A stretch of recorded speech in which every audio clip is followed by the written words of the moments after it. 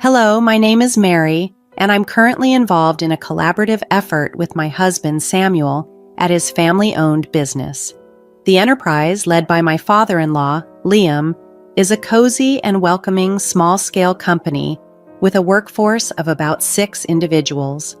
Liam, a man known for his reticence, rarely engages in the daily business activities.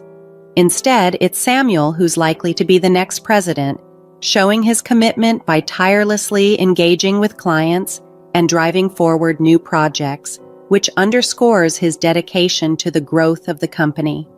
During major initiatives, all employees unite, fostering a dynamic and passionate environment. I've been part of this vibrant setting for the last 8 years, since marrying into the family. However, my mother-in-law, Amanda, seems to have some reservations about my involvement. Just recently, when I returned home early to prepare dinner while Samuel stayed late at the office, Amanda confronted me with some harsh words. "How long do you plan on clinging to our family business?" she questioned, her tone laden with reproach. Since retiring, Amanda seemed to shift her focus to critiquing my choices instead of enjoying her newfound free time. In response, I maintained my composure and asked, "What do you mean by clinging?" Amanda, cutting in her reply, insinuated that my marriage to Samuel was more out of necessity, and now I was exploiting the opportunity to work at their company. This wasn't the first time such accusations had been thrown my way, and it was becoming a frequent occurrence. When I married, I chose to leave my previous job to join Samuel's family business. It was a personal choice, not driven by unemployment, as Amanda appeared to believe. Attempting to clarify, I said, "Mom, it's not that I couldn't work elsewhere. I chose to be here."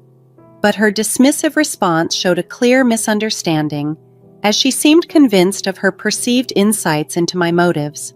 The tensions with my mother-in-law didn't just stop at words. Despite her promises to take over household management upon her retirement, she refrained from contributing, leaving Liam to often seek her help with domestic chores. Instead, she stubbornly declared, "I've worked all my life.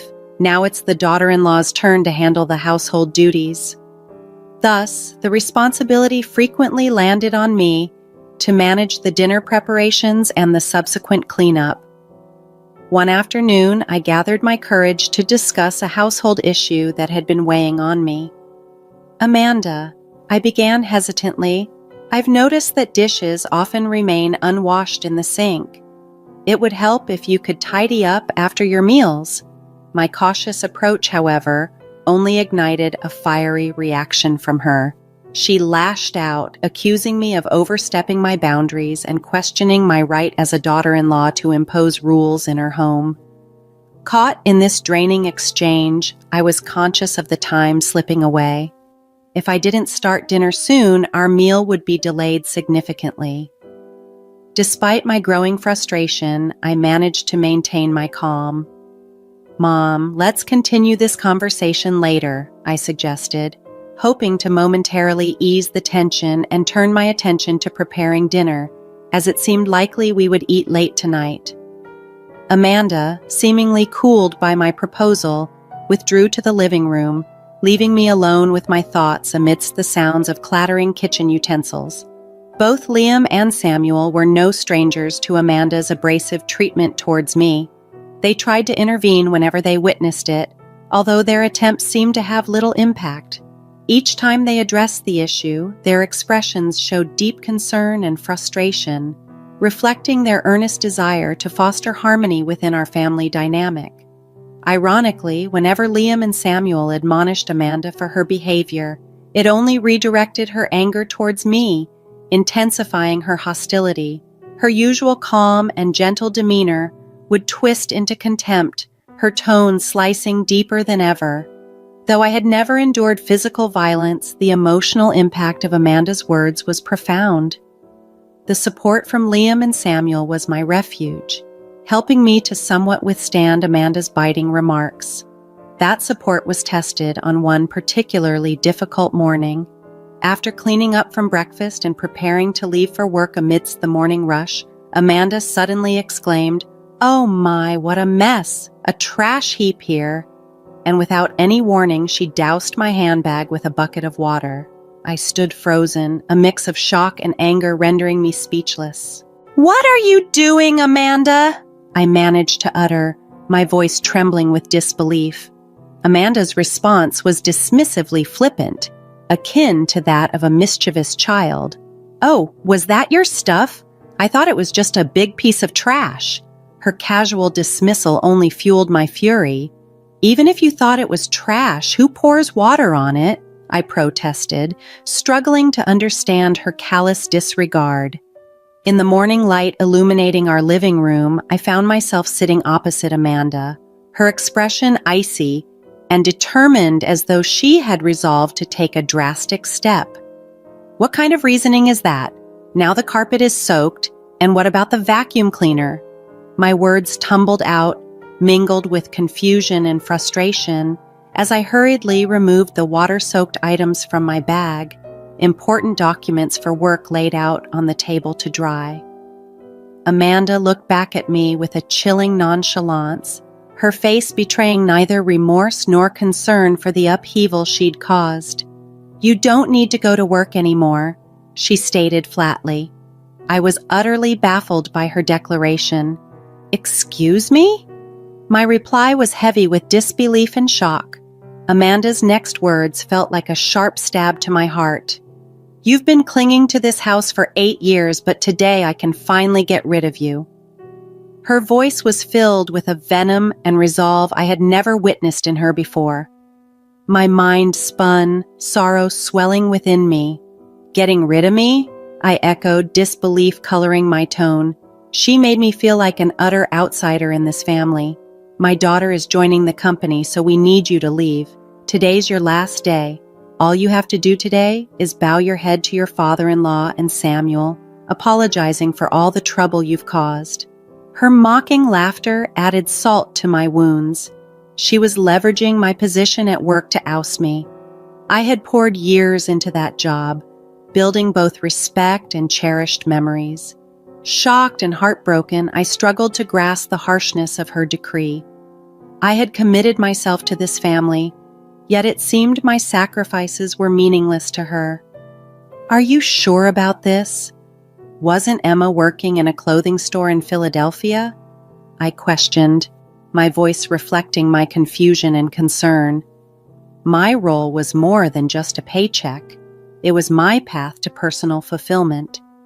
Meanwhile, Emma, my sister-in-law, apparently weary of city life and its impersonal interactions, had decided to return.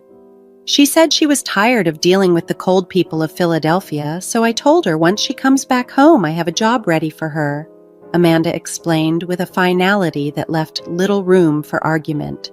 Amanda's words struck like a harsh winter gust. "She's agreed to come back immediately, and now that she is, I want you out of this house." Her declaration was staggering, almost impossible to grasp.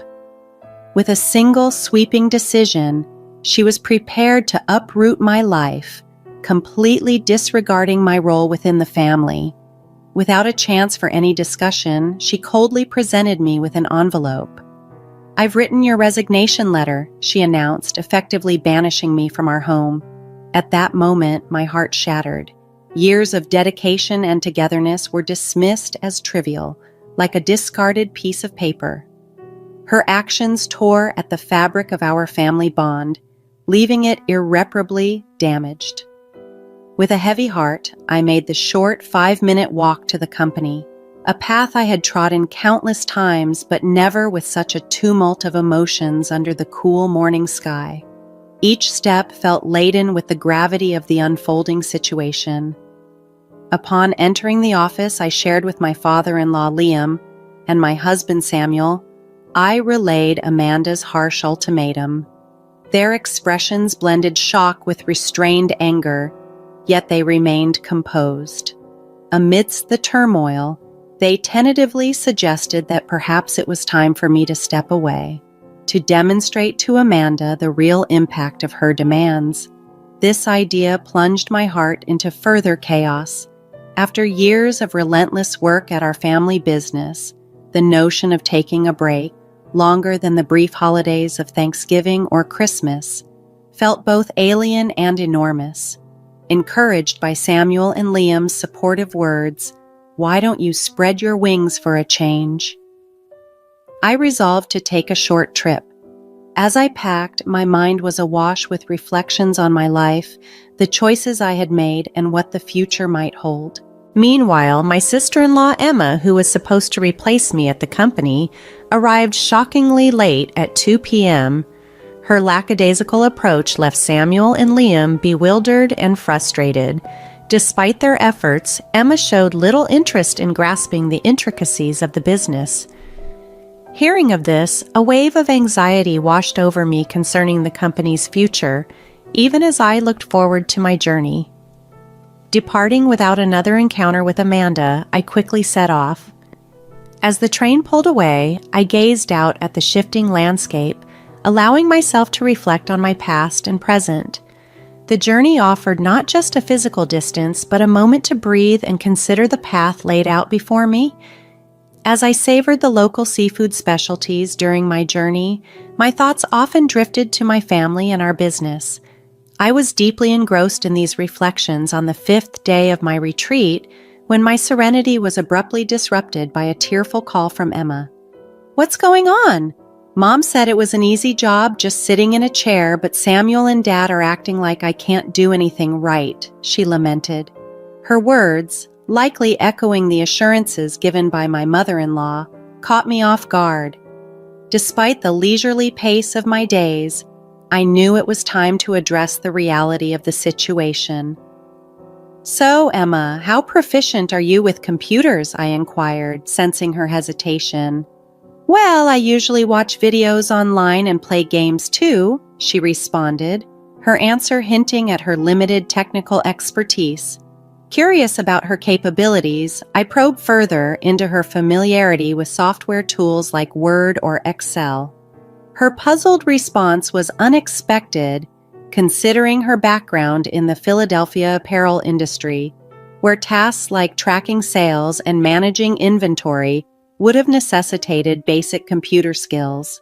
"Can you handle calculations for sales or fill out documents?" I asked. She confidently claimed I could handle that task. However, when pressed with a more specific query, "Can you calculate the right amount of tax?" her confidence faltered and she responded with uncertainty. This was not merely a test of her mathematical skills, but of her ability to apply them in a practical business setting. While Emma might have other talents, it was clear that she was unsure about the skills required for the job. Her discomfort seemed especially pronounced when it came to calculations, likely contributing to the criticism from Liam and Samuel. It was crucial to confront the motives of my mother-in-law and her supporters who sought to oust me. "Since you're taking over my role, I expect you to manage the accounting tasks proficiently.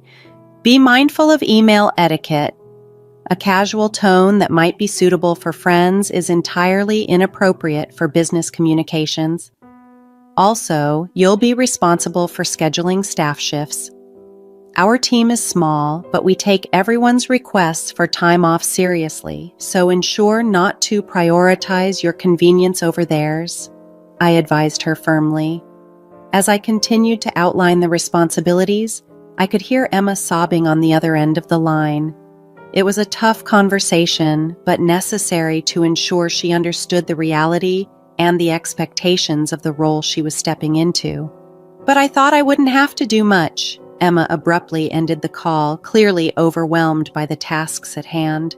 Over the next 4 days, I took the opportunity to explore Philadelphia, the very place Emma had escaped from. Surprisingly, I found the people there warmer than expected, a stark contrast to the cold-hearted nature of my mother-in-law, Amanda, and Emma, who seemed intent on pushing me out. A week after leaving my job, I returned to my in-laws' house. As soon as I arrived, Amanda, her face red with fury, confronted me. "How dare you make my daughter cry? You won't get away with this," she yelled, her eyes filled with anger and confusion. Before she could reach me, Samuel and Liam intervened, trying to calm her down, though her anger showed no signs of easing. Emma is upset because she got a scolding for trying to boss around her employees, despite not knowing how to properly do it. It's not Mary's fault. Besides, Mary hasn't been here for a week, so she couldn't have upset Emma, Samuel explained, his voice calm yet firm, trying to dispel the baseless accusations. Amanda shot back emotionally. It's because of her. This woman is the reason for Emma's troubles. She threw suspicions at me without any real basis. Where is Emma, by the way? I asked, scanning the room, but she was nowhere to be found, deepening the mystery. It's odd Emma has nowhere else to go since she gave up her apartment in Philadelphia. I assumed she'd be here, I pondered aloud. Samuel then shared, Emma's locked herself in her room. She's been crying and doesn't want to go to work anymore. She's overwhelmed, likely because she lacks the skills needed for the job. Amanda, still heated, accused, You've been turning Samuel and Liam against me. They wouldn't say the company runs better with you than with Emma unless you poisoned them against her.